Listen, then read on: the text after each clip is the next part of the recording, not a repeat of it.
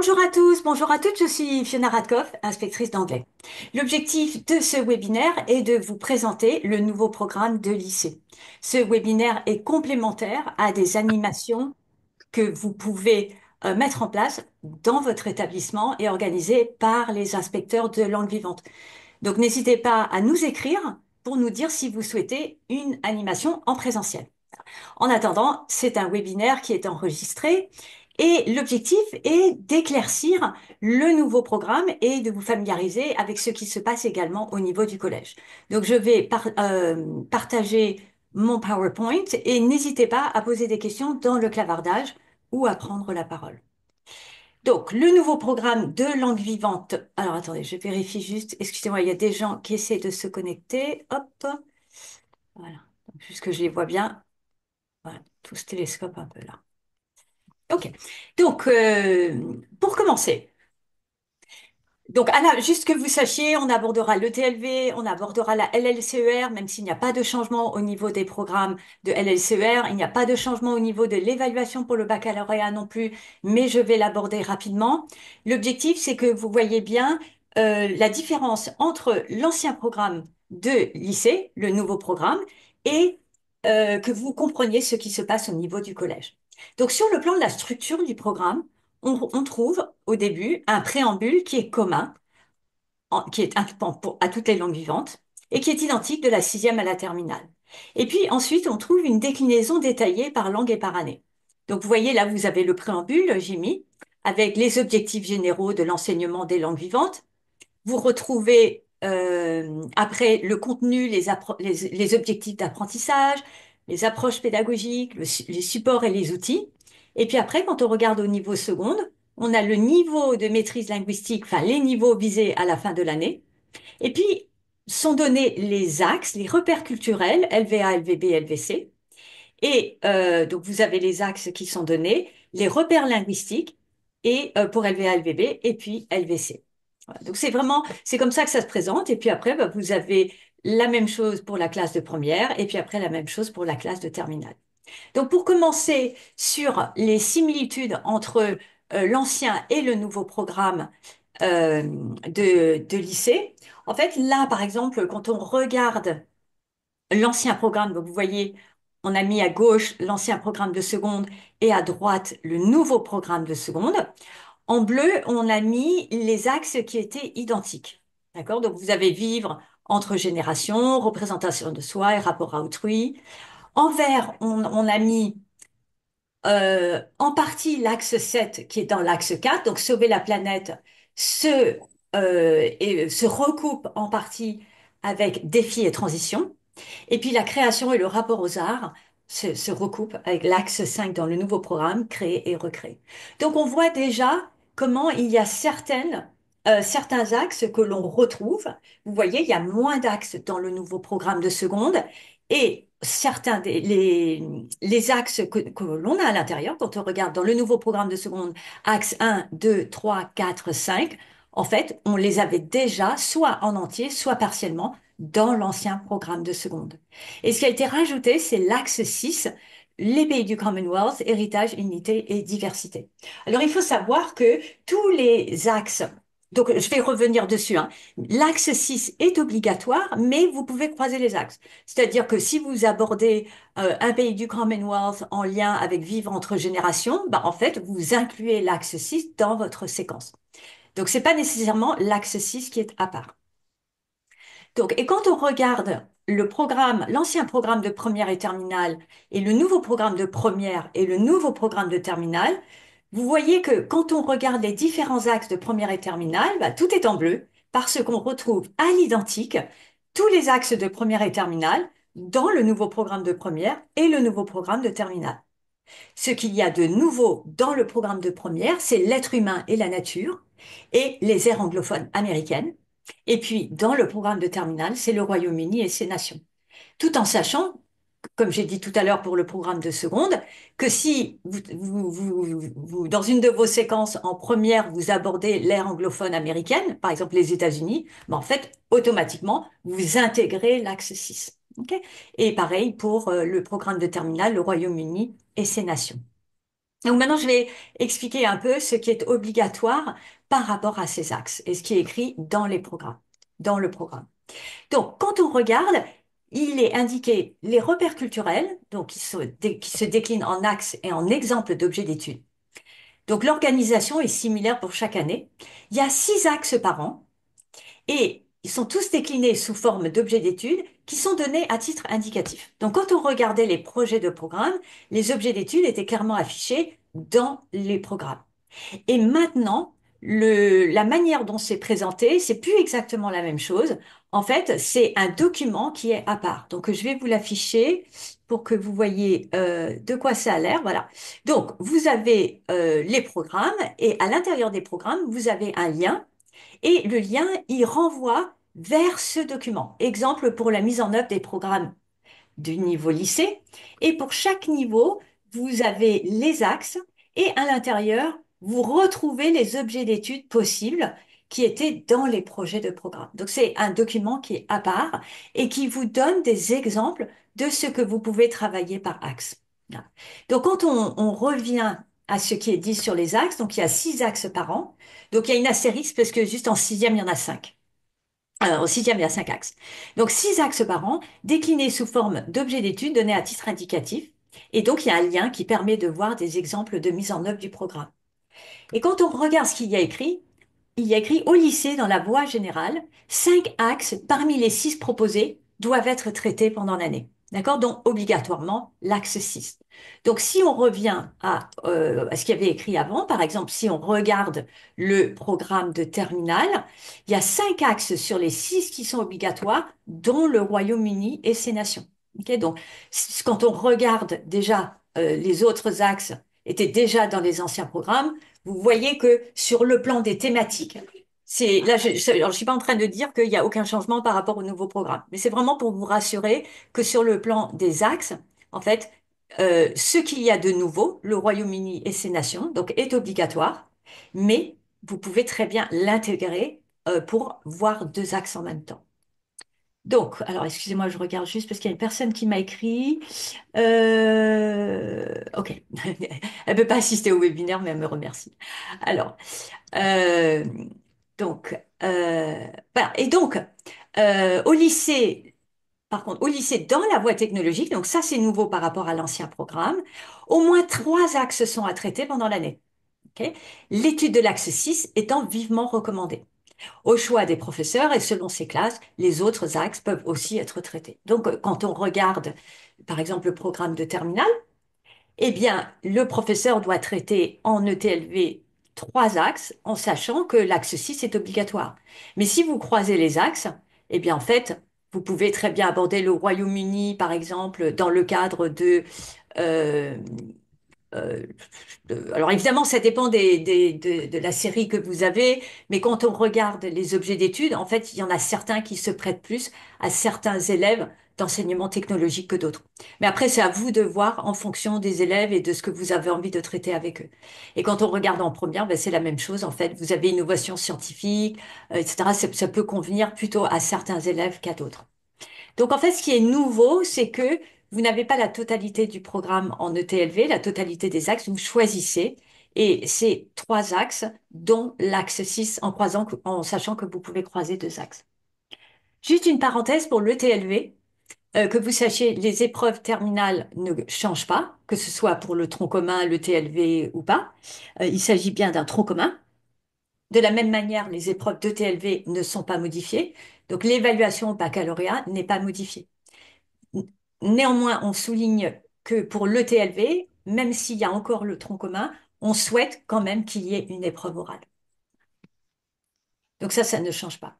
Donc, exemple en classe de première, donc on regarde identité, échange, diversité, inclusion, art et pouvoir, innovation scientifique et responsabilité, l'être humain et la nature, les aires anglophones américaines. Et donc, quand on regarde art et pouvoir, donc c'est juste pour vous donner un exemple parce que vous pouvez croiser les axes, mais vous pouvez également croiser les objets d'étude. Et quand on regarde art et pouvoir, comment l'expression artistique, quelles qu'en soient les formes, peut-elle représenter le pouvoir institutionnel, le renforcer ou au contraire le remettre en cause? Et on regarde, il y a plusieurs objets d'étude. L'art, les artistes et le pouvoir, l'art comme vecteur de résistance ou de reconnaissance, s'engager dans la presse, dessin, caricature, photojournalisme, mise en scène et représentation du pouvoir politique dans le cinéma et les séries de fiction. Et donc, on voit clairement que on pourrait, quand on fait par exemple, quand on regarde l'objet d'étude 1, l'art, les artistes et le pouvoir, et l'objet d'étude 4, mise en scène et représentation du pouvoir politique, qu'il y a des objets d'étude qui peuvent se recouper. Donc, il n'y a pas de problème pour recouper les axes en fonction de la thématique que vous avez choisi d'aborder avec les élèves. Les objets d'études sont donnés à titre indicatif, ils sont fortement conseillés. Mais ce qui est important pour nous, pour vos élèves, c'est que les thématiques, les thèmes que vous allez aborder sont en lien alors pour l'anglais, hein, parce que je parle pour l'anglais, mais ça vaut pour chaque langue vivante, sont en lien avec les pays anglophones. Et donc, quand on regarde l'objet d'étude 1, l'art, les artistes et le pouvoir, donc là, on parle d'un film de John Ford, The Battle of Midway, en 1942. Et donc, ça aborde le tournant de la guerre dans le Pacifique, considéré comme une archive historique précieuse, etc. Donc, on parle de Dorothea Lange, etc. Et quand on regarde objet d'étude 4, également, on retrouve de Frank Capra à Steven Spielberg, etc., la mise en scène du pouvoir politique et de la Maison Blanche, etc. Et c'est pas exactement la même chose, mais on peut très bien imaginer des recoupements. Et donc, c'est pour vous dire que, euh, comme dans l'ancien programme, vous savez, il y avait tout un ensemble d'exemples qui étaient donnés, et au début, les professeurs croyaient que ça voulait dire qu'il fallait tout faire. En fait, c'était des propositions pour vous donner des idées pour aborder les éléments en lien avec la sphère anglophone, mais de manière pour vous donner plein de pistes, plein d'idées. Et là, c'est la même chose. Voilà. Donc, on vous propose des objets d'études que vous pouvez croiser, ne pas croiser, que vous pouvez prendre ou ne pas prendre. On vous conseille fortement de les regarder et de vous en approprier. Mais quand je dis c'est fortement conseillé, c'est parce que on souhaite d'éviter des thématiques qui peuvent paraître intéressantes, mais dans lesquelles il n'y a pas à proprement parler de découverte d'un pays anglophone. Par exemple, la thématique de l'écologie, quand on l'aborde sans lien avec un pays anglophone. Donc, dans les programmes, alors quand on regarde ce qui est nouveau, ici, donc j'ai juste surligné un détail qui est important et qui n'est pas le même sens que plus tard dans le programme. C'est ici quel est le sens du plus. Donc, vous voyez, en sixième, on a A1 plus, quatrième A1 plus, A2 plus, etc. En fait, quand on regarde ce qui a écrit, c'est lorsque le niveau visé est accompagné du signe plus, cela signifie que le niveau supérieur est atteint dans au moins une des activités langagières. Ça ne veut pas dire que c'est un A1 supérieur. Vous voyez, par exemple, on pourrait imaginer que en sixième, l'objectif c'est A1 plus en fin de sixième, et ça veut dire ou par exemple, si on fait en quatrième A2 plus, ça veut dire que les élèves doivent avoir entre le niveau A2 et B1 en fin de quatrième. Non. En fait, il faut qu'ils aient atteint A2 dans au moins une des activités langagières. Voilà, et on retrouve la même chose en seconde. On vise B1+, c'est-à-dire l'objectif c'est B1 dans au moins une activité langagière, pareil en première, et puis après on bascule à B2 en terminale. Donc, le traitement des thèmes culturels, les professeurs peuvent traiter les axes dans l'ordre de leur choix, il n'y a pas d'ordre défini. Vous pouvez associer deux axes reliés par une problématique commune dans une même séquence. Et les professeurs abordent chaque axe à travers un ou plusieurs objets d'étude. Les professeurs s'attacheront à ce que les objets d'études choisis soient toujours contextualisés, c'est ce que j'ai dit, et ancrés dans la réalité de l'ère géographique de la langue étudiée. Donc nous, en lien avec les pays anglophones. Et donc, il y a des précisions sur les objets d'études et il y a les liens qui sont donnés dans les programmes de collège et de lycée. Et c'est ce que je vous ai montré tout à l'heure où on a les détails. Donc, quand on regarde le niveau qui est visé, bah, c'est donc B1, donc B1+, on a compris hein, ce que je vous ai expliqué. Et puis après, toujours le même niveau, 20 sur 20, en fin de terminale, CB2. Quand on regarde également l'intérieur du programme, le contenu, il n'y a pas de différence par rapport enfin, il y a des différences dans la manière de le présenter, mais quand on regarde les repères linguistiques, les activités langagières, on a toujours la compréhension orale, la compréhension écrite, l'expression orale, l'expression écrite, on a l'expression orale en interaction, l'expression écrite en interaction. Et il y a une présentation en deux parties où vous avez ce que l'élève sait faire avec deux niveaux à chaque fois et ce que l'élève peut mobiliser pour comprendre avec les stratégies et les actes langagiers. Alors, ce que l'élève sait faire, et c'était déjà dans les anciens programmes, d'accord?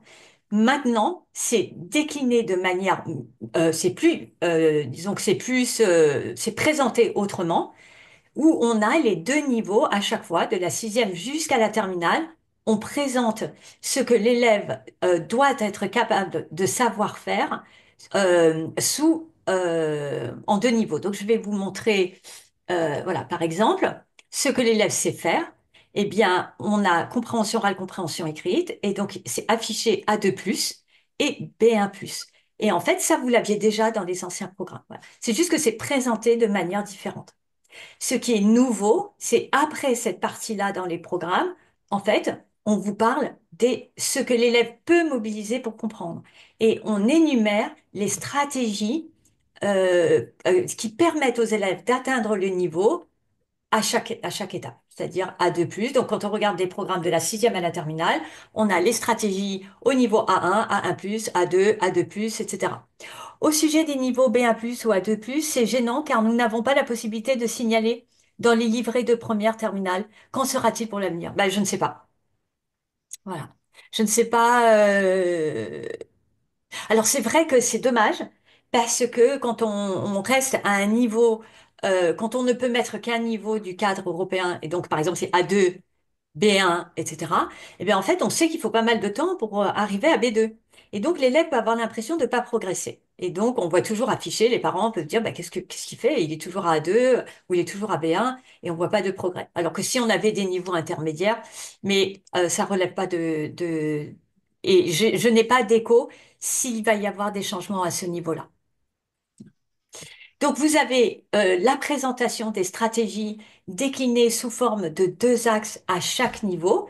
Donc, je vais revenir dessus. Et après, systématiquement, on donne des exemples de production sur deux niveaux. Et donc, il y a écrit concrètement des axes langagiers. Et vous avez des exemples qui sont donnés en italique qui vous permettent de comprendre, ben voilà, ça c'est ce qui est le niveau de base.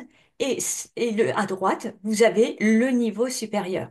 Et donc, vous pouvez comparer pour voir comment on enrichit la langue à chaque niveau. Et ça peut être intéressant. J'en parlais avec les professeurs de collège, parce qu'il y a beaucoup plus de changements pour les professeurs de collège, de montrer aux élèves justement bah, qu'est-ce que c'est qu'un écrit au niveau A1, et puis un écrit au niveau A1+, et puis après un écrit au niveau A2, et puis A2+, et montrer comment on enrichit la langue petit à petit, que c'est pas le hasard, on va rajouter des adjectifs, on va rajouter and, but, because, on va faire des phrases complexes, etc. Et donc tout ça, c'est bien explicité dans les programmes à pour les différentes activités langagières et à chaque niveau. Donc sixième, cinquième, quatrième, troisième, seconde, première, terminale. Donc je vais revenir à là où j'en étais. Voilà. Et ce que l'élève peut mobiliser, les stratégies, les actes langagiers pour chaque niveau. Et puis après, bah, il y a les outils linguistiques qui sont classés par niveau et qui détaillent les objectifs, les objets linguistiques à traiter par année, sur le plan de la phonologie et de la prosodie, et puis également en termes de lexique et de grammaire. Et ça, c'est nouveau. Ah, ça va de la sixième à la terminale. Il y a les objectifs de grammaire et les objectifs lexicaux à chaque niveau et classés également à deux niveaux. C'est-à-dire, par exemple, si vous êtes en sixième, vous avez A1, A1+. Puis après, vous avez A1+, A2. Puis après, vous avez A2+, B1, etc. Et à chaque fois, les objectifs lexicaux, grammaticaux, phonologiques sont déclinés à deux niveaux pour chaque année. Ah, donc ça, c'est vraiment nouveau et je vais vous montrer maintenant un peu plus dans le détail comment ça a été conçu pour favoriser la mémorisation des élèves à long terme. Et pour que donc je vais vous montrer ce qui se passe au collège pour que vous compreniez que d'ici quelques années, en fait, vous allez avoir une montée en puissance des élèves sur le plan lexical et grammatical parce qu'il y a un programme, notamment grammatical, qui est imposé à chaque année. Les thématiques sont vastes, d'accord, comme en lycée. Les thématiques restent vastes. Les professeurs ont des objets d'études également dans lesquels ils peuvent s'inspirer ou pas. C'est donné à titre indicatif. Mais pareil, on conseille fortement les objets d'études pour avoir un renforcement culturel des élèves par rapport au monde anglophone. Et il y a pareil qu'en lycée, vous avez une liste de, de lexique en fait qui est fournie par thème. Alors juste, c'est pas parce qu'il y a la liste de lexique qui est fournie par thème et par niveau à chaque fois, hein, en grammaire, en vocabulaire, ça ne veut pas dire que sur le plan lexical, il faut que les élèves, vous allez cocher tous les mots de vocabulaire du programme par rapport à votre année, d'accord? Ça dépend de la thématique que vous allez aborder avec vos élèves. Donc, l'objectif, c'est pas de tout cocher. Donc, si on regarde, je vais vous montrer ce qui se passe au collège pour que vous voyez bien comment c'est construit. Et donc là, juste que vous sachiez, là, en sixième, c'est la rentrée 2025, en cinquième, 2026, en quatrième, 2027 et en troisième, 2028. Donc, ça veut dire que pour la rentrée 2029, vous aurez des élèves qui auront suivi le nouveau programme sur les 4 années. Et quand on regarde, en sachant qu'il y a déjà des professeurs au niveau troisième qui commencent à s'inspirer des nouveaux programmes, même si l'objectif n'est pas de faire le nouveau programme à chaque niveau, hein. L'objectif, c'est d'y aller petit à petit. Donc, quand on regarde la manière dont le programme est détaillé sur le plan lexical et grammatical, donc là, je prends un exemple du lexique. On voit qu'il y a un rebrassage régulier et un approfondissement. Et à chaque fois, donc, on retrouve ce qui est nouveau, ce que je vous disais, un niveau intermédiaire. C'est-à-dire que en sixième, vous avez un plus. Mais après, plus tard, vous allez retrouver un 2 plus. Et puis après, vous allez retrouver B1 plus. Et donc, quand on regarde en sixième, vous avez les zones géographiques et les paysages. Donc, vous voyez, hein, une thématique très vaste. Et quand on regarde le lexique qui est donné, le lexique est classé selon A1 et A1 plus. Et donc, j'ai surligné en jaune les mots tels que lake, forest, desert, river, etc. Quand on regarde au niveau cinquième, on retrouve une thématique qui est similaire, les paysages et les saisons. Et on va retrouver des mots de vocabulaire, forest, river, lake, etc. Mais pareil, on va faire du A1 plus A2. Alors vous allez me dire, pourquoi est-ce que le vocabulaire, il est classé A1 en sixième et puis après il est classé en A1 plus en cinquième? En fait, c'est juste pour que le professeur, il rebrasse. On n'allait pas mettre en cinquième A1, A1 plus, A2, d'accord? Donc c'est pour que le professeur rebrasse le vocabulaire de l'année précédente. Et en fait, l'objectif est d'approfondir, de rebrasser ce qui a été fait dans l'année précédente tout en approfondissant. Et c'est du rebrassage, approfondissage, donc l'approfondissement, pardon. Et donc, c'est un apprentissage en spirale pour favoriser la mémorisation à long terme. Donc, quand on regarde au niveau cinquième, on a ça. Puis après, au quatrième, on a monde, géographie et paysage. Et là, on a le niveau A1 plus, A2 plus. En troisième, on a A2 plus B1. Et en fait, vous voyez, on retrouve des mots de vocabulaire avec un enrichissement à chaque niveau. Donc là, monde, géographie, paysage, géographie, on va retrouver des mots plus compliqués. Et en troisième, les paysages naturels et urbains, on retrouve forest, lake, mountain, des mots de base, river, et on retrouve, en fonction de paysages naturels et urbains, des mots tels que skyline, scenery, lush vegetation, etc. Et donc, quand on regarde après ce qui se passe au niveau lycée, alors, je vais passer, puis après je reviendrai sur le plan culturel. Quand on regarde ce qu'il y a en lycée par rapport à l'environnement, la nature, en fait, on va retrouver des éléments du programme de collège avec un approfondissement. Et donc, vraiment, je vous encourage à regarder ce qu'il y a dans le programme de troisième et à tous les niveaux pour bien comprendre quelle est la progression et pour que vous puissiez baser vos séquences de seconde à l'avenir. Enfin, dès maintenant, mais vos séquences maintenant, elles seront pas les mêmes exactement. Théoriquement, les élèves, ils auront plus d'acquis dans quelques années. Mais ce sera intéressant pour vous de voir qu'est-ce qui était dans le programme sur le plan lexical pour pouvoir vous baser, même si les élèves ont oublié pendant les vacances, vous aurez certains élèves qui auront des acquis, qui pourront se rappeler, et on n'enseigne pas de la même façon quand on sait que c'est enseigné pour la première fois, alors qu'on sait que ça a déjà été vu.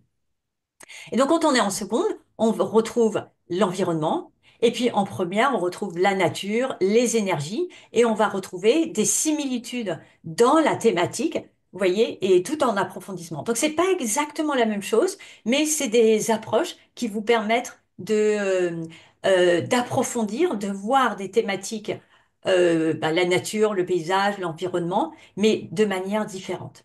Et donc, certains professeurs peuvent penser, bah, on fait un peu toujours la même chose. Mais en fait, non. C'est un approfondissement. C'est pas on fait une chose et puis après on le revoit plus jamais. Et ça, c'est ce qui fait que après, bah, les élèves, ils oublient le vocabulaire. Ils l'ont vu, mais en fait, ça n'a pas été réactivé.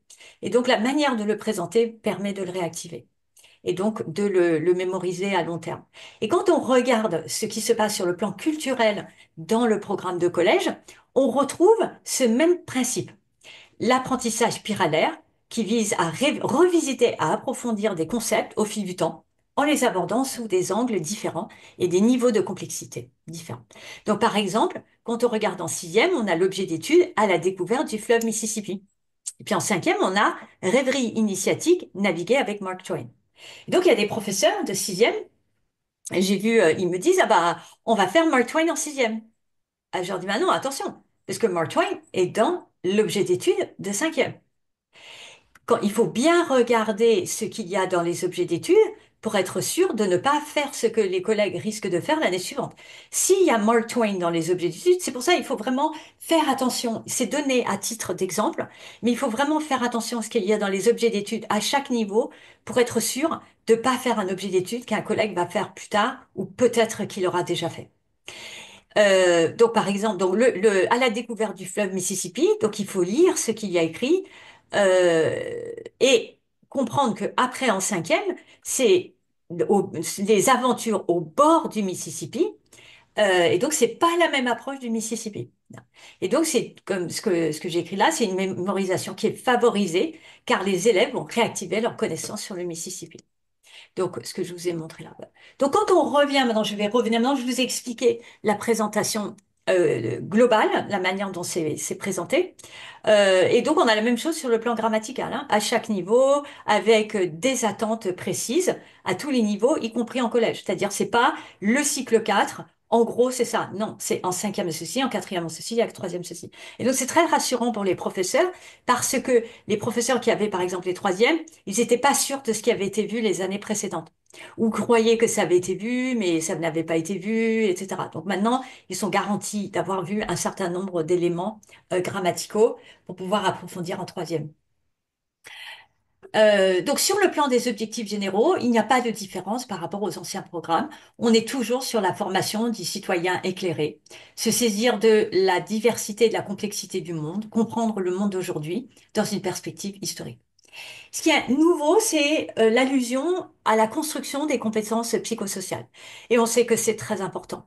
Et donc ça, on le retrouve dans le nouveau programme, en collège également, l'apprentissage des langues vivantes par la médiation interculturelle qu'il suppose, favorise la construction de compétences psychosociales, qu'elles soient cognitives, émotionnelles, c'est-à-dire par rapport à l'individu, ou sociales, en lien avec ses camarades. Et donc il est dit, oser parler une nouvelle langue aide, par exemple, à mieux exprimer ses émotions, à gagner en confiance, à découvrir autrui et sa culture dans le cadre du cours ou d'une mobilité, permet d'avoir une meilleure conscience de soi et de développer des relations constructives. Et on sait que ce point est très important parce que les recherches montrent qu'en France, les élèves sont moins heureux que dans d'autres pays et la raison, c'est parce qu'il n'y a pas assez de travail de groupe. Et donc, quand on fait travailler les élèves en groupe et qui s'entraident, etc., en fait, on favorise des meilleures relations sociales entre les élèves et un mieux-être. Et donc, je voulais juste vous conseiller un livre, parce que des fois, les professeurs me disent, qu'est-ce qu'on peut lire comme livre? Et donc, c'est un livre de Delphine Guédat Bittigofer, et donc, je vais vous le mettre dans le clavardage. Ça s'appelle Les émotions au cœur du processus d'enseignement-apprentissage des langues. Donc, ceux d'entre vous, il y en a peut-être certains d'entre vous, vous la connaissez. Alors, attendez, je vais essayer de pas tout mélanger. Ça, j'ai comparé les programmes de LLCER.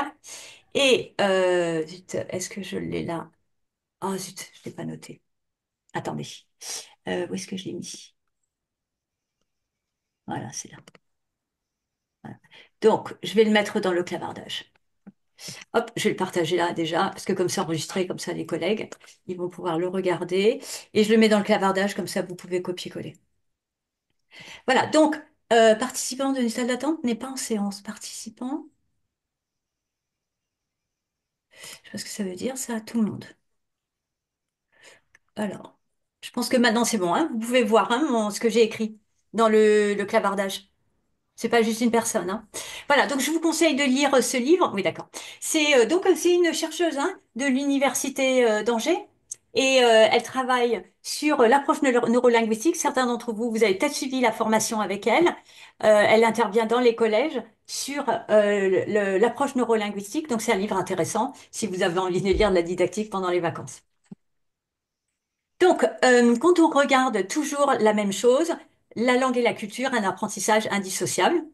Et donc, il est indiqué, le professeur propose un enseignement où langue et culture sont liées. C'est le cœur de la didactique des langues vivantes, à l'écart des stéréotypes et visions folkloriques. Donc, on est toujours dans dépasser une vision stéréotypée, enseigner la langue en même temps qu'on enseigne une culture. Et il est souligné, la production artistique sous toutes ses formes est étudiée dès le début de l'apprentissage et on encourage la créativité. Un bref point sur la médiation. Donc, la médiation, ce n'est pas une compétence nouvelle, elle s'observe dans les situations où il y a de la communication entre les élèves. Donc, ça peut être les travaux de groupe, l'entraide, la coopération, etc. Et donc, dans les programmes, il est indiqué, à l'entrée au lycée, la médiation est toujours aussi essentielle, puisqu'elle est au cœur de la communication. Donc, en fait, la médiation, vous en avez toujours fait, hein. C'est juste que c'est une nouvelle compétence qui a été rajoutée. Et donc, la médiation implique une forme de décentrement, d'ouverture d'esprit, d'empathie par rapport à l'autre. Donc, quand les élèves s'entraident, quand un élève traduit, par exemple, s'il y a un problème de compréhension, etc., c'est là qu'on est dans la médiation. Et donc, ça repose sur la capacité à écouter, à prendre en compte des points de vue divers. Et donc, il est indiqué dans le programme, en classe de seconde, l'élève devient un partenaire d'interaction capable de prendre des initiatives dans l'échange, de convaincre et de débattre en intégrant et en cherchant à mieux comprendre les arguments de ses interlocuteurs. Et donc ici, je vous ai mis, en lien avec un document du Conseil de l'Europe, du cadre, c'est le cadre européen commun de référence pour les langues en lien. Ici, il y a la référence, donc vous pouvez télécharger le lien. Et c'est des exemples de descripteurs en lien avec la médiation qui vont du niveau A1 à C1. Donc là, il y a juste faciliter la coopération, mener un travail collectif, mais il y a d'autres items. Et pareil, A1, A2, B1, B2, C1, on trouve à chaque niveau. Dans le nouveau programme, on trouve également le travail interdisciplinaire avec les professeurs de DNL. Et c'est là que on trouve, à ce titre, l'utilisation intégrée de la langue vivante et d'autres contenus disciplinaires DNL, ETLV ou EMIL, permet d'approcher les spécificités de ces disciplines dans d'autres contextes éducatifs, tout en développant les connaissances qui leur sont liées. Et donc l'objectif, et reste toujours identique, l'objectif c'est mieux s'exprimer pour gagner en liberté, en ouverture d'esprit et en tolérance. Sur le plan des contenus et des objectifs d'apprentissage, il n'y a pas de différence. On est toujours la formation culturelle, interculturelle, l'étude de la langue. L'objectif, c'est de développer progressivement l'autonomie de l'élève. On retrouve les composantes pragmatiques, linguistiques, et donc linguistique, bah, c'est décliné en phonologie et prosodie. Et dès le niveau sixième, on commence à travailler sur les accents locaux, enfin les variétés locales, donc l'accent, le ton, le rythme, le débit, etc. Et donc il y a les composantes qui sont détaillées. D'abord phonologie, prosodie, puis après lexique et grammaire. Et toujours un apprentissage en contexte et en situation de communication. Et l'objectif, donc, c'est la régularité, la progressivité. Donc, c'est ce que j'essayais de vous montrer par rapport au lexique et ce qu'on retrouve au niveau de la grammaire et la culture. La régularité, la progressivité et la réactivation. Et donc, dans les programmes, il est mentionné à l'oral comme à l'écrit. Donc, il n'y a rien de nouveau, hein, mais je le dis parce que des fois, il y a des contractuels, des gens qui débutent ou des gens qui passent les concours. L'erreur est normale et fait partie de l'apprentissage. Pour autant, elle ne doit pas être laissée sans réponse de la part des professeurs qui, dans le flux langagier de l'élève, identifient les erreurs principales. Donc là, ça correspond à ce que vous faites habituellement. C'est-à-dire que l'erreur est normale et donc on réfléchit quand est-ce qu'on corrige les élèves. Est-ce que c'est nécessaire de corriger? On va peut-être pas tout le temps corriger quand un élève fait beaucoup d'erreurs, si on arrive à le comprendre, mais peut-être qu'on va corriger ce qui fait partie de l'objectif de la séquence. Quand on regarde les contenus et les objectifs d'apprentissage, là, sur le plan lexical, c'est là où on a une véritable nouveauté, puisqu'il y a du lexique qui est progressivement enrichi, qui est donné et qui est progressivement enrichi, qui est régulièrement réactivé en lien avec les objectifs d'apprentissage. Et l'acquisition du lexique consiste en la mémorisation de mots et d'expressions lexicalisées idiomatiques. Et donc, à chaque fois, c'est donné en deux niveaux. Et la grammaire, c'est pareil. L'apprentissage régulier et progressif de la grammaire, du début du collège à la fin du lycée, elle s'effectue en situation. Donc, comme vous savez, hein, on travaille la grammaire à partir des supports de compréhension écrite et compréhension orale, et puis à partir de ce qu'on va amener les élèves à produire à l'écrit et à l'oral. Donc, c'est en situation à la fois dans les activités de compréhension et d'expression. Mais également, le programme souligne la possibilité de temps de réflexion sur la langue. Et donc, il y a des moments où on peut comparer le français et l'anglais, où on va analyser la règle de grammaire et donc, il y a des moments de réflexion sur la langue, d'explicitation et de conceptualisation en fonction de vos élèves, bien sûr. Et à chaque fois, vous avez deux niveaux. Et donc, c'est toujours en contexte, en situation de communication, avec régularité, progressivité et réactivation. L'approche actionnelle reste toujours la même, avec deux petits détails dans les mots qui peuvent sembler être des détails, mais qui sont importants. Et donc, je vous montrerai comment on peut le représenter visuellement. L'approche actionnelle, il est dit, est mise en avant à travers des projets pédagogiques. Et donc, ce qui est nouveau, c'est le mot projet. On n'a plus tâche finale, le mot tâche, on a le mot projet. Donc, je vais vous expliquer pourquoi, ce qu'il y a derrière. Et donc, à travers des projets pédagogiques qui renforcent la notion de cheminement. Et là également, on a le terme de cheminement, jusqu'à atteindre les objectifs d'apprentissage qui mettent les élèves en situation d'agir et d'interagir avec la langue en évitant le recours systématique à un questionnement. Donc, éviter le recours systématique à un questionnement, en fait, c'est la manière de dire on évite le questionnement frontal.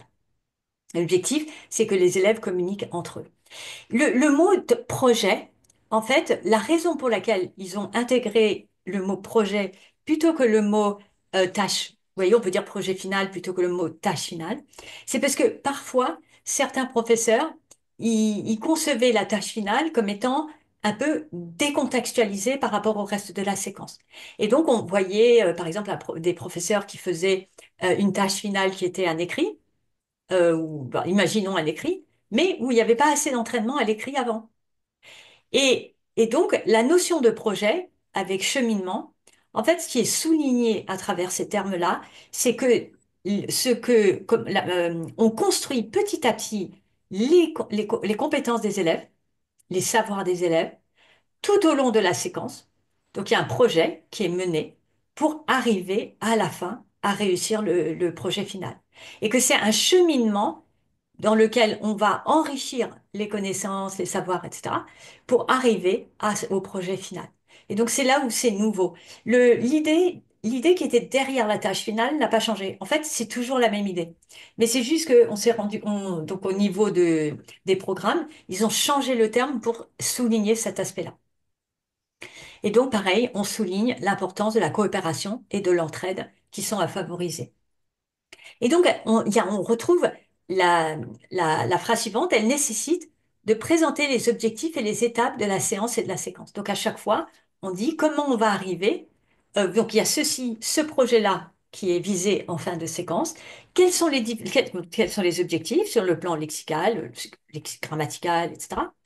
Quelles sont les différentes étapes qui vont vous permettre de réussir le projet final? Et chaque élève doit comprendre le sens des activités proposées et ce qui est attendu de lui à chaque étape en termes de réalisation ou de production. Donc, quand on regarde, quand on continue à lire ce qu'il y a dans le nouveau programme, varier les modalités de travail, donc là, toujours pareil, pardon, de l'individuel au groupe et au collectif. Et puis, la lecture et l'écriture, qu'elles soient individuelles ou collaboratives, ont toute leur place dans le cours. Et on retrouve à nouveau les compétences psychosociales. On souligne également dans le programme, donc là, pareil, je suis désolée hein, de répéter qu'il n'y a pas de différence, mais l'objectif, c'est que ce soit bien clair. Et puis, il y en a certains pour qui ils connaissent pas, parce qu'en fait, ils débutent. Donc, c'est pour que ce soit clair. Entraîner et évaluer en cohérence avec le cadre européen commun de référence pour les langues. Et donc, ce qui est important, c'est que quand vous évaluez les élèves, ben, que vous les ayez entraînés auparavant pour qu'ils puissent réussir l'évaluation finale. Et donc le programme dit l'élève dispose de temps et d'espace consacrés pardon, à l'entraînement individuel et collectif, à la répétition individuelle et chorale, à la manipulation, à l'imitation, à l'acquisition de stratégies transférables, tels que la mémorisation, l'inférence, la planification, la compensation, la vérification et l'autocorrection, la prise de parole, l'entraide et la coopération. Et donc, en fait, je vais juste faire une petite pause. Quand on me dit, mais Madame Radkoff, que pensez-vous des séquences de 6 séances? En fait, autant je peux voir qu'on peut faire une sorte de séquence express pour aborder un point, mais autant une séquence qui serait que une séquence de 6 séances, juste faites attention, réfléchissez.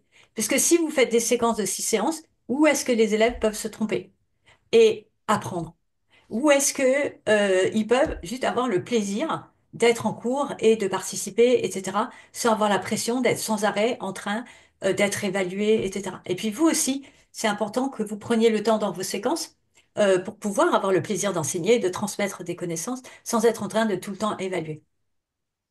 Et donc, l'objectif, évidemment, vous évaluez les élèves tout le temps. Mais si vous faites des séquences de 6 séances, bah, vous allez être en train de noter très souvent les élèves. Et donc, c'est là où, c'est juste pour vous rassurer, on ne cautionne pas les séquences de 6 séances. Donc, il y a peut-être des choses qui circulent à ce niveau-là. Mais en tout cas, nous, l'objectif, avant tout, c'est que les élèves puissent s'entraîner que les élèves soient prêts au moment où ils sont évalués. Et on n'est pas dans la précipitation, c'est-à-dire il y a le plaisir d'enseigner, le découvrir, de s'approprier, de se tromper, ça fait partie de l'apprentissage, de pouvoir réinvestir, de pouvoir prouver qu'on a réussi, qu'on a compris, et après d'être évalué quand on a compris. Et puis donc adopter une approche plurilingue, valoriser la diversité linguistique, s'appuyer sur les acquis d'autres langues. Donc, quand on regarde, bah, toujours pareil, on a les documents authentiques qui restent à privilégier en tenant compte de l'âge et des besoins des élèves dans leur version d'origine ou dans des versions adaptées ou didactisées. Donc, c'est très intéressant. On encourage les documents authentiques, mais on ne vous interdit pas de didactiser les documents. Et c'est d'autant plus important que la didactisation des documents, notamment quand on passe à l'écrit, quand on pense à la compréhension écrite, parce qu'il n'y a pas l'aide des images, contrairement à une compréhension orale où on est en vidéo. En fait, passer, donc c'est tout à fait faisable hein, de faire des œuvres complètes, authentiques, etc. Mais c'est intéressant de penser à didactiser les documents. Donc j'ai fait des vidéos dessus par rapport à la recherche. Euh, Didactiser des documents pour que la lecture devienne facile, ça permet, quand une lecture est facile, on a plus de plaisir à lire. Et plus on a de plaisir à lire, plus on a envie de lire. Et plus on lit, mieux on lit. Et donc, c'est important qu'il y ait des moments où il y a des versions didactisées des documents, que ce soit de compréhension écrite. On peut imaginer également compréhension orale, etc. Mais la compréhension orale, comme il y a des vidéos, souvent les élèves peuvent se reposer sur les vidéos pour arriver à comprendre quand c'est quelque chose qui est motivant. L'image peut aider.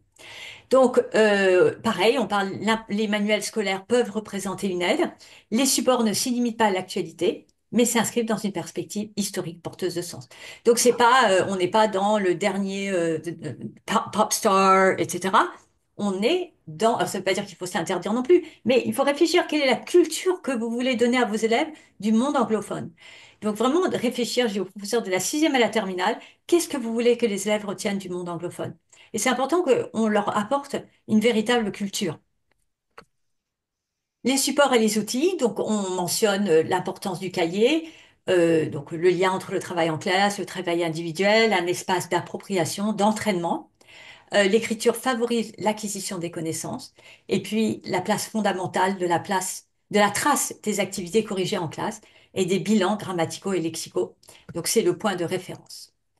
On mentionne également les supports et les outils, donc les outils, les usages numériques comme source potentielle de motivation, parmi d'autres bénéfices. On parle de s'appuyer sur les intelligences artificielles tout en faisant réfléchir aux enjeux et à la responsabilité des usagers. Et puis attention au temps d'exposition aux écrans et à l'accessibilité des outils à tous les élèves aux enjeux d'égalité. Donc après, après c'est vraiment des détails que je veux vous montrer, où là je vous ai montré ce que l'élève sait faire, la déclinaison à 2 niveaux à chaque fois. Pareil, là ce que l'élève peut mobiliser, donc vous avez les stratégies qui sont explicites. Comment, on explique comment l'élève fait pour atteindre le niveau supérieur sur le plan des stratégies. Donc c'est très important parce que on sait que la différence entre un bon élève et un élève qui est en difficulté dans une activité langagière, c'est que le bon élève, en général, il va utiliser des stratégies sans nécessairement en avoir conscience. Et c'est ce qui va lui permettre de comprendre. Si on parle d'une compréhension, par exemple. Un élève en difficulté, en fait, est complètement perdu et il ne sait même pas quelles sont les stratégies possibles qui vont lui permettre de comprendre. Et en fait, l'explicitation des stratégies permettent aux élèves de comprendre qu'on ne devient pas un bon élève par hasard. Qu'il y a des techniques, il y a des outils, il y a des choses qu'on peut utiliser.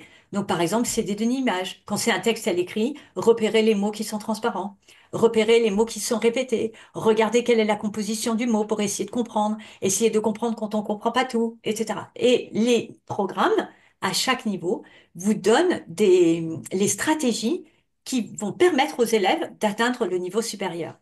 Donc, on va vous montrer, je vais vous montrer trois manières de présenter. Donc ça, c'est au niveau de la compréhension écrite. Donc vous pouvez très bien avoir l'idée d'une petite montagne qu'on gravit, où vous avez, donc là c'est le niveau sixième, le niveau pré-A1, le niveau A1 et le niveau A1+. Et vous avez les attentes qui sont dans les panneaux, et vous avez les stratégies qui permettent aux élèves de comprendre bah, qu'est-ce que je dois faire pour arriver au niveau supérieur. Je dois faire attention au champ lexical, ou je dois faire attention à l'image, je dois faire attention aux mots qui sont similaires en français, au français, etc. Vous pouvez le présenter comme ça. Donc, il y a des professeurs, ils le présentent, beaucoup d'entre vous, hein, vous le présentez sous forme de tableau. Mais n'hésitez pas à le présenter de manière différente, que ce soit un peu plus visuel. Et puis, Monsieur Villenbout, il a préparé ça pour l'idée de cheminement et l'idée de la présentation du projet en début de séquence. Donc, il appelle ça le chemin de fer. Et l'objectif, c'est on part d'un endroit et on arrive à la gare. L'arrivée en gare, c'est le projet. Et en fait, quelles sont les différentes étapes que les élèves vont avoir au long de la séquence pour arriver à la gare et au projet. Donc, j'ai bien aimé la présentation. Il y avait une enseignante, elle, euh, elle, euh, elle présentait, c'était en collège, elle présentait pas ça de cette manière-là ou de cette manière-là, mais c'était un peu similaire, enfin, par rapport à ça, disons. Elle présentait ça, par exemple, avec c'était un jeune joueur de basket. Et en fait, quand il était au niveau de départ, donc c'est bien d'avoir trois niveaux, vous voyez, le niveau pré A1, enfin, disons A2, A2+, B1. Et mais comme vous le savez, hein, il y a des élèves qui vont avoir le niveau A1 ou A2 dans certaines activités langagières en lycée. Donc c'est intéressant d'aller regarder ce qui se passe au collège pour pouvoir, pour quand vous avez des élèves en difficulté, que ce soit en compréhension orale ou en compréhension écrite ou en expression écrite, que vous puissiez vous référer à ce qui est par exemple dans le programme de sixième ou de cinquième, clairement, quelles sont les stratégies qui vont permettre à l'élève de progresser. Et donc en fait, il y a des professeurs, donc quand ils font un tableau comme celui-là, quand on est le niveau de départ, c'est un petit garçon ou un élève qui lance une balle de basket vers le panier, mais ça tombe pas dans le panier. Donc là, c'est le niveau de départ. Le niveau intermédiaire, il lance la balle de basket et elle touche le panier, mais elle rentre pas dedans. Et le niveau visé, la balle rentre dans le panier. Et ce qui était intéressant, c'est que les enseignants là, avec qui j'étais en contact, en fait, ils ont même fait le niveau supérieur. Ils ont représenté ça par l'élève qui tourne le dos au panier, qui lance la balle et la balle tombe dans le panier. Et là, c'est vraiment genius. Vous voyez, le niveau supérieur, l'élève a atteint le niveau encore plus. Voilà, donc c'est des manières différentes. Et donc à chaque fois, vous avez des exemples qui sont donnés, ce que je vous ai déjà montré, et on retrouve sur le plan de la phonologie les éléments qui sont donnés, sur le plan du lexique, vous voyez, pareil, ce que je vous ai déjà montré, et sur le plan de la grammaire, à chaque niveau, vous avez, ici, vous avez A2+, l'effet de langue en bleu correspondent à B1+.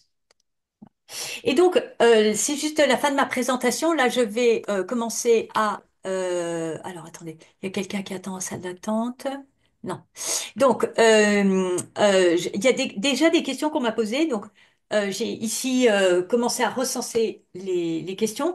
Puis, je commençais à appliquer le nouveau programme de terminale à la rentrée 2025. Alors, vous avez vu que c'est à la fois oui et non. Parce que vous dire non, alors qu'il y a une grande similitude entre les axes, ce serait un peu bizarre. D'accord? Donc, forcément, vous allez mettre en application des éléments du programme de terminale à la rentrée, de première et de terminale, puisqu'il y a des similitudes. Mais attention, comme vous avez vu, c'est pas exactement les mêmes axes par niveau. Or, certains de bons élèves, vous savez, ceux pour lesquels qui vont passer l'évaluation en fin d'année, parce que la note sur l'année ne reflète pas, les notes sur l'année ne reflètent pas le niveau réel de l'élève, donc ils vont passer une épreuve terminale. Et cette épreuve terminale, elle se base sur les axes officiels de l'année. Et donc, il faut faire attention à ça. Donc, c'est le tronc commun et l'épreuve sera pour, donc il y a toujours le tronc commun, mais pour les élèves qui ne passent pas le tronc commun, en fait, il y a une épreuve en fin d'année, et cette épreuve-là, elle est en lien avec les sujets qui sont dans la Banque nationale de sujets et qui sont en lien avec les axes. Donc, attention donc, à bien prendre en compte les objets d'étude de l'ensemble du programme, c'est-à-dire regarder ce qu'il y a en seconde, en première, en terminale, pour être sûr de ne pas être redondant. Et puis, l'évaluation est-elle modifiée? Non. Les programmes LLCER est-il modifié? Non. Et l'oral ETLV, on est toujours dans le contrôle continu, mais nous préconisons une épreuve orale. Et donc, juste par rapport à la LLCER, avec une enseignante, en fait, elle m'avait posé la question en me disant, voilà, donc c'est les programmes, parce que j'avais fait par rapport à le programme de tronc commun. Pouvez-vous expliquer l'articulation entre le cours de TLV et les cours d'anglais en première et terminale? Vous avez dit qu'il n'y a que trois axes obligatoires. Non, en fait, c'est vous choisissez les axes.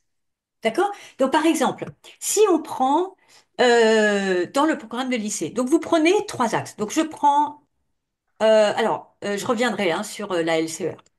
Donc, si on prend les repères culturels possibles et on prend la classe alors attendez, je vais regarder, classe de terminale, je vais prendre première. Alors, voilà.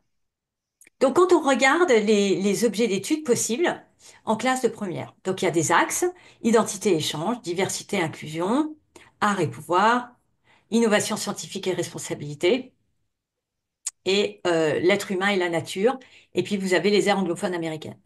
Donc, à ce niveau-là, les élèves doivent avoir vu trois axes, dont l'axe 3.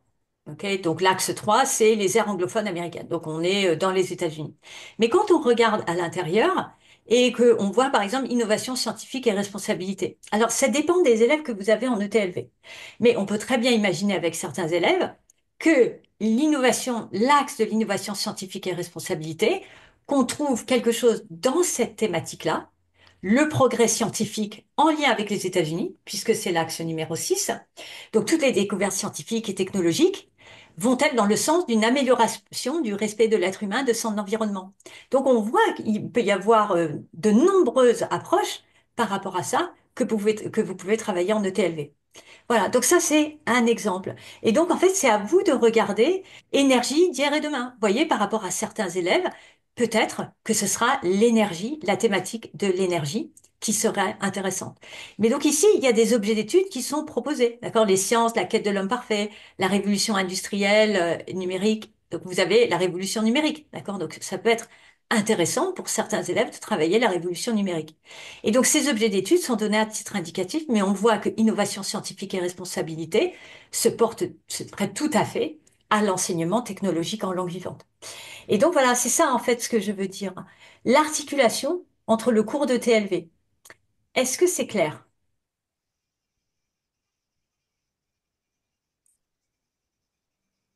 Et donc, en fait, c'est trouver dans le programme d'anglais quelque chose en lien avec l'enseignement technologique, donc quelque chose qui les motive.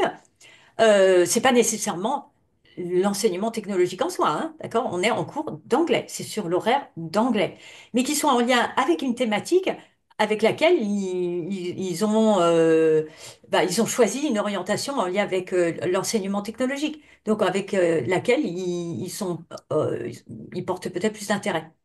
Vous pouvez prendre la parole, hein, si vous voulez. En classe technologique, ce sera bien trois axes et pas seulement. Alors, excusez-moi, mais ETLV, c'est classe technologique, hein. Alors, excusez-moi, je parle, quand je dis ETLV, pour moi, c'est l'enseignement technologique en langue vivante, hein. C'est bien trois axes. Alors, Madame Favre, prenez la parole parce que... Oui, je peux. Oui, oui, oui, Vous oui, oui, m'entendez? allez-y, parce que je suis surprise de la question, donc je pense Voilà. qu'il a mal entendu. Oui, parce que moi, tel que c'est formulé, c'est marqué en classe technologique. Et pour moi, une classe technologique, la terminale, enfin les STI2D, les STMG, ce sont des classes technologiques. Et on n'a que 1 heure et demie. C'est ça. Donc pour moi, j'avais compris tel que c'était formulé dans le programme, parce que c'est marqué en classe technologique et c'est pas précisé en ETLV, qu'il y avait 3 axes, il y aurait 3 axes. Moi, c'est comme ça que je l'ai compris. Mais c'est en ETLV. Ah, c'est parce que, en fait, c'est pas écrit et de manière explicite. ETLV, c'est ça ce que vous voulez? Non, c'est marqué en classe technologique. Mais en fait, c'est... Il y a Alors, d'autres endroits dans les textes où c'est marqué ETLV.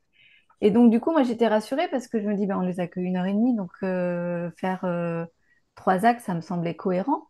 Alors que 6, non. non, mais c'est ça, hein, de toute façon, quand il y a écrit la voie technologique, on veut parler de l'ETLV, hein. C'est seulement le TLV. Mais c'est juste que Parce je... qu'ils ont un tronc commun, les classes Oui, mais en technologiques. fait, ça concerne tout, que ce soit tronc commun ou c'est ensemble.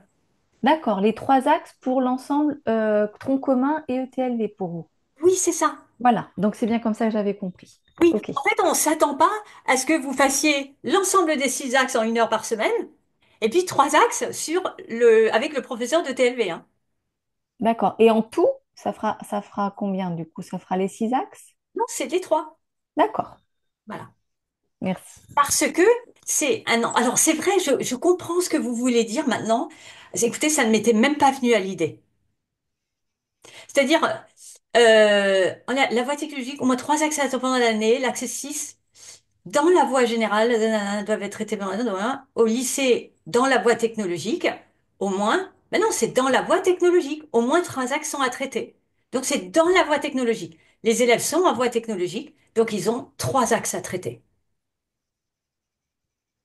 Est-ce que c'est Ok, clair? donc c'est bien voilà, l'ensemble du tronc commun Oui. et de l'ETLV. Oui, oui. D'accord. Et c'est comme ça que l'inspection générale nous l'a présenté, hein. Oui. C'est-à-dire, l'objectif, c'était de manière explicite que on vous montre que on ne s'attendait pas à ce que vous fassiez tout le programme comme le programme Mm, antérieur. mm, Voilà. Donc d'accord. c'est vrai que, parce que je sais que vous êtes experte et que pour que Madame Fab me pose la question, c'est qu'il y a vraiment quelque chose il y a eu un malentendu quelque part. Et oui, Oui. ça y est, j'ai compris quel était votre raisonnement. Voilà, ben oui, vous voyez, c'est dans la voie technologique, donc du coup, ça ne limite pas à l'ETLV. Donc, on a bien compris Et que je comprends qu'on a vu le programme antérieur que vous ayez pu le penser. voilà, c'est ça. Non, non, non, non, non. En fait, oui, oui, c'est subtil, hein, c'est subtil. Mais Oui, en fait, tout à mais fait. merci hein, de me poser toutes ces questions subtiles parce que des fois, il y a des questions subtiles, on n'a pas la réponse. Et donc, je concerte avec les collègues pour être sûr d'apporter une réponse à laquelle on est tous d'accord.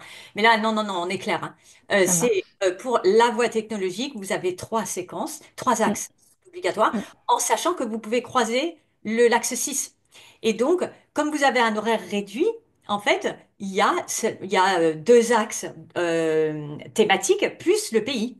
Voilà.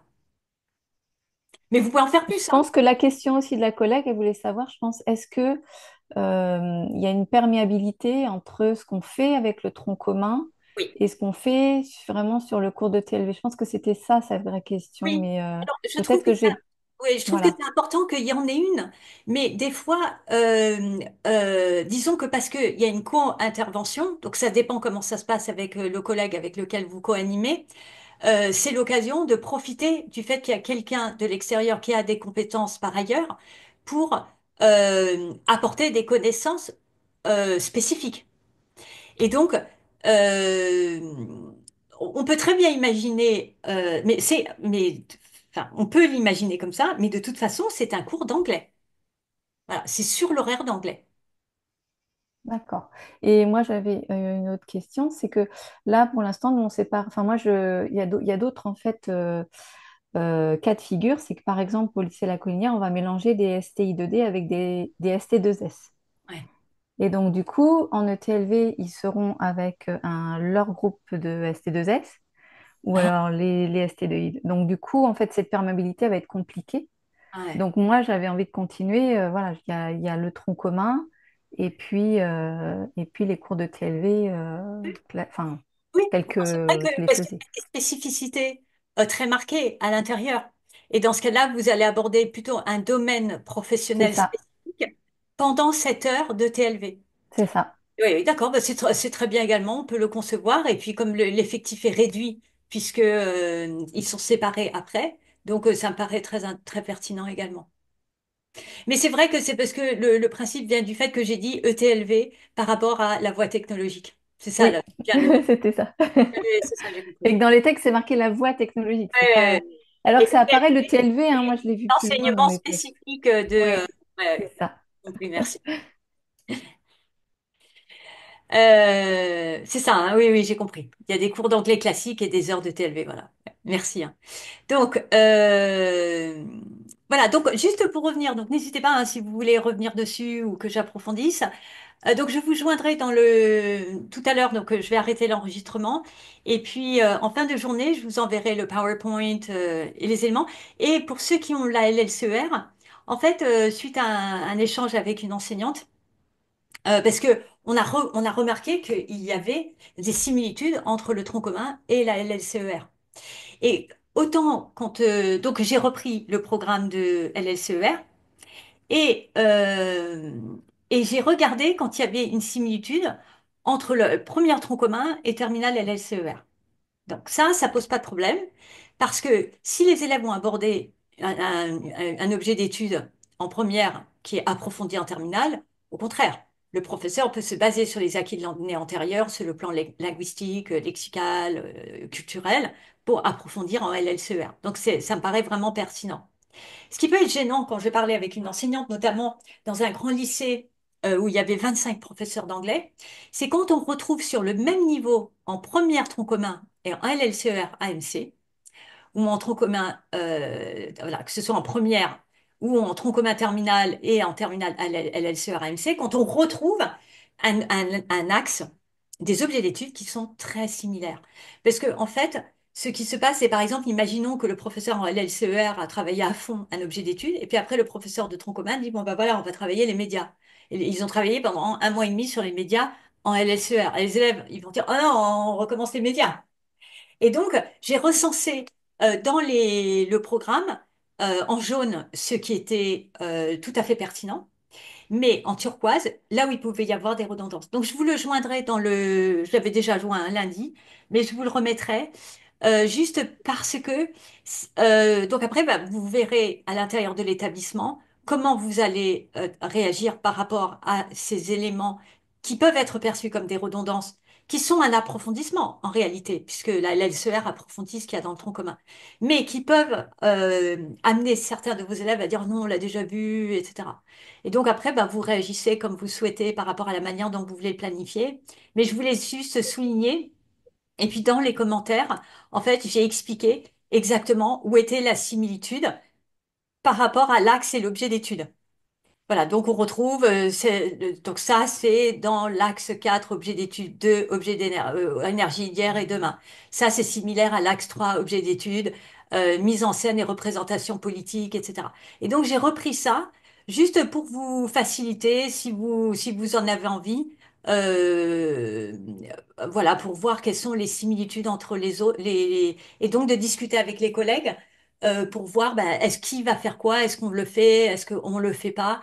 Ou est-ce que enfin, vous n'êtes pas obligé, hein, mais c'est juste pour vous aider de faire vous éviter de faire ce travail-là si vous le souhaitez. Voilà. Est-ce qu'il y a des questions? Donc, je vais arrêter le partage parce que j'ai fini de présenter. Est-ce qu'il y a des questions supplémentaires?